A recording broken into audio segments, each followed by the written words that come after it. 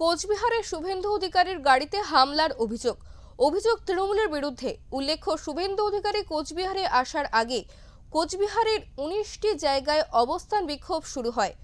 খাগড়াবাড়িতে তৃণমূলের অবস্থান বিক্ষোভে উপস্থিত ছিলেন উত্তরবঙ্গ উন্নয়ন মন্ত্রী উদয়ন গুহ। কোচবিহারে ঢুকে 60 জন বিধায়ক নিয়ে পুলিশ সুপারের সাথে দেখা করবেন তিনি বলে খবর। তার আগে শুভেন্দুর কনভয়ে হামলার অভিযোগ।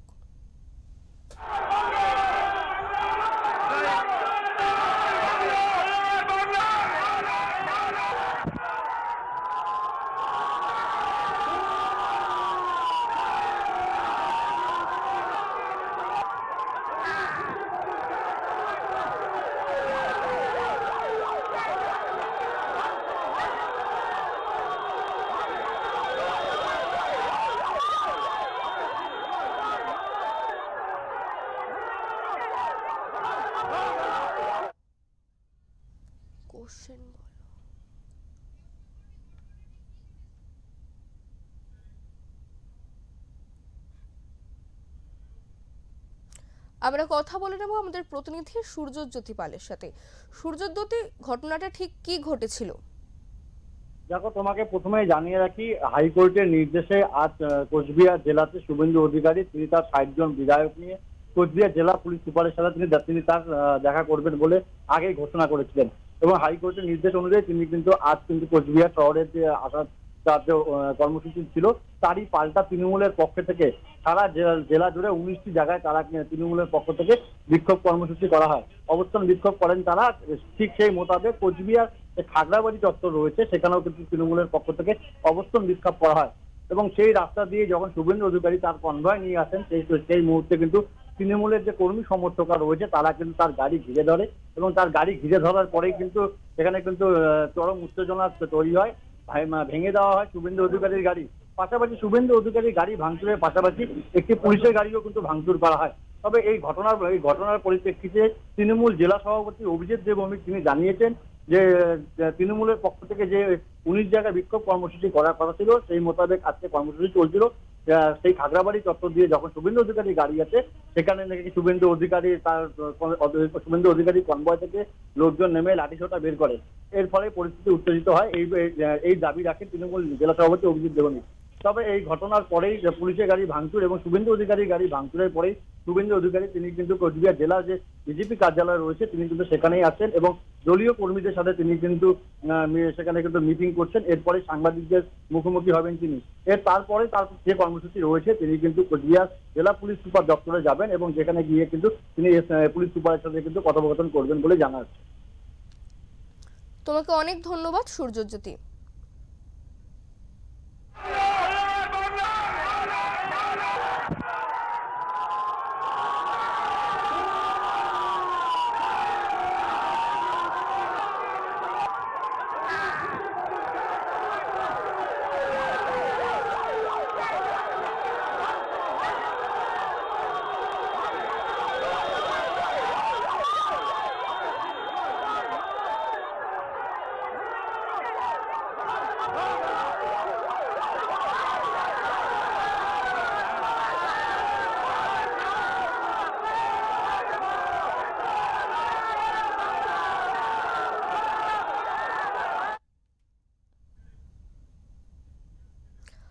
পাশাপাশি কোচবিহারের উদ্দেশ্যে জলপাইগুড়ির উপর দিয়ে যাচ্ছিলেন বিরোধী দলনেতা শুভেন্দু অধিকারী। তৃণমূলের চোর স্লোগানে কটাক্ষ শুভেন্দু অধিকারীকে। যেহেতু এই রাস্তা দিয়ে কোচবিহার গেলেন শুভেন্দু অধিকারী, সে কারণেই জলপাইগুড়ি জাতীয় সড়কের পাহাড়পুর মোড়ে তৃণমূলের পক্ষ থেকে গোবর জল ও গঙ্গা জল দিয়ে রাস্তা শুদ্ধিকরণ কর্মসূচি করা হয়েছে।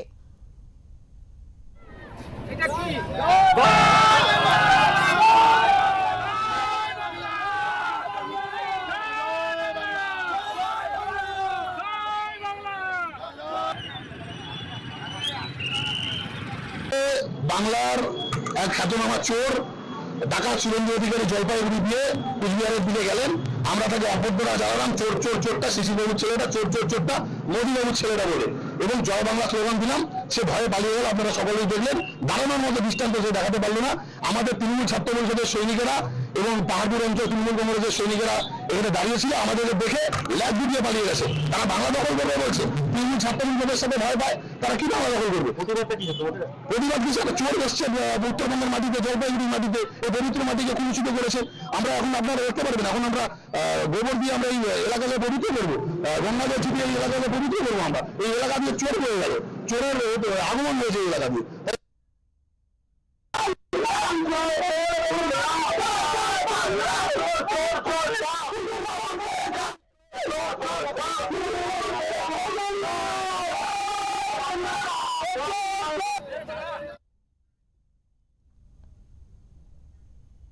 এই প্রসঙ্গে আমরা কথা বলে নেব আমাদের প্রতিনিধি উজ্জ্বলের সাথে। উজ্জ্বল, ঘটনাটা ঠিক কি ঘটেছিল, তৃণমূল প্রতিনিধিত্ব কি বলছে?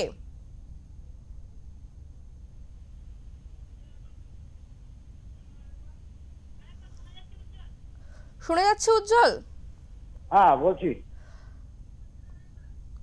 ঘটনাটা ঠিক কি ঘটেছিল, তৃণমূল প্রতিনিধিত্ব কি বলছে? যেটা আমরা জানি যে আজকে পশ্চিমবঙ্গ বিধানসভা বিরোধী দলনেতা শুভেন্দু অধিকারী বাগডোগরা বিমানবন্দরে নামেন এবং ওনার দলীয় কর্মসূচি রয়েছে কুচবিহার জেলায়, এবং কুচবিহার জেলায় বাগডোগরা থেকে যেতে গেলে মাঝখানে জলপাইগুড়ি জেলার উপর দিয়ে যেতে হয়। জলপাইগুড়ি জেলার উপরে যে জাতীয় সড়ক রয়েছে জলপাইগুড়ি শহর লাগোয়া, সেই পাহাড়পুর মোড়ে আগে থেকে তৃণমূল কংগ্রেস দলের পক্ষ থেকে বিক্ষোভ কর্মসূচি তাদের ছিল। সেখানে তৃণমূল কর্মী সমর্থকরা জমায়েত হয়েছিল আগে থেকেই, এবং শুভেন্দুর গাড়ি চলে যাওয়ার পরে, ওর কনভয় চলে যাওয়ার পরে কিন্তু সেখানে পরবর্তীতে দেখা যায় যে সেখানে গোবর জল ছিটিয়ে সেই রাস্তাটিকে শুদ্ধিকরণ করা হয়। তার কারণ যে শুভেন্দু অধিকারীর বর্তমান যে কার্যকলাপ সে সম্পূর্ণটাই বাংলা বিরোধী, এমনটাই অভিযোগ তৃণমূল জেলার থেকে শুরু করে রাজ্য এবং জাতীয় নেতৃত্ব করে আসছে। তারই পরিপ্রেক্ষিতে আজকের এই বিক্ষোভ কর্মসূচি এবং প্রতিবাদ কর্মসূচি, এবং শুভেন্দু অধিকারী কুচবিহারের উদ্দেশ্যে রওনা হওয়ার পরেই রাস্তাটিকে গোবর জল দিয়ে শুদ্ধিকরণ করা হয়েছে বলে তৃণমূল কংগ্রেস নেতা যারা রয়েছিলেন সেই বিক্ষোভ কর্মসূচি তারা দাবি করে। তোমাকে অনেক ধন্যবাদ উজ্জ্বল।